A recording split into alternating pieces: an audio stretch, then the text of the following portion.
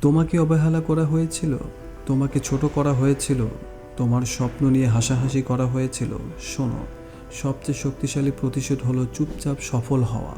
কারণ শব্দ নয়, ফলাফলই সবচেয়ে জোরে কথা বলে। জীবনে এমন সময় আসে যখন নিজের মানুষরাই বলে তুই পারবি না, তোর ধারা হবে না, এটা তোর লেভেলেরই না। এই কথাগুলো প্রথমে অনেক কষ্ট দেয়, রাতের ঘুম আসে না, মনে হয় আমি কি সত্যিই পারবো না। কিন্তু মনে রেখো, অবহেলা তোমার শেষ নয়, এটা তোমার শক্তি। যারা তোমাকে অবহেলা করেছে তারা তোমার ক্ষমতা কখনোই দেখেনি, তারা দেখেছে তোমার বর্তমান অবস্থা। কিন্তু তুমি জানো, তোমার ভেতরে একটা আগুন আছে, একটা স্বপ্ন আছে, একটা প্রমাণ করার ইচ্ছা আছে।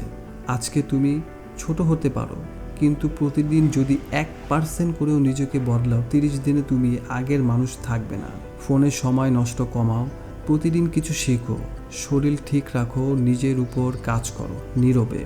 কারণ নীরব পরিশ্রম একদিন চিৎকার করে সাফল্য হয়ে ফিরে আসে। যারা তোমাকে নিয়ে উপহাস করেছিল একদিন তারাই বলবে, ওরে চিনিস, ও এখন অনেক বড় হয়েছে।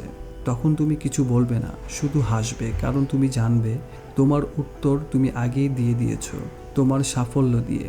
মনে রেখো, মানুষ তখনই তোমাকে অবহেলা করে যখন তারা তোমার ভবিষ্যৎ দেখতে পায় না। কিন্তু তুমি যদি নিজের ভবিষ্যৎ দেখতে পাও, তাহলে অন্য কারো উপরে বিশ্বাসের কোনো দরকার নেই। আজকে কষ্ট হচ্ছে ভালো, কারণ চাপ না থাকলে হিরে তৈরি হয় না। আজকে অবহেলা পাচ্ছ ভালো, কারণ এটা তোমার শক্তি বাড়ছে।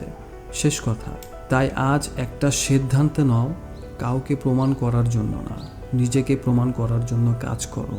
কাউকে উত্তর দেওয়ার জন্য না, নিজের স্বপ্ন পূরণের জন্য লড়ো। একদিন যখন তুমি সফল হবে, তখন শব্দ লাগবে না, তোমার অবস্থাই হবে তোমার পরিচয়।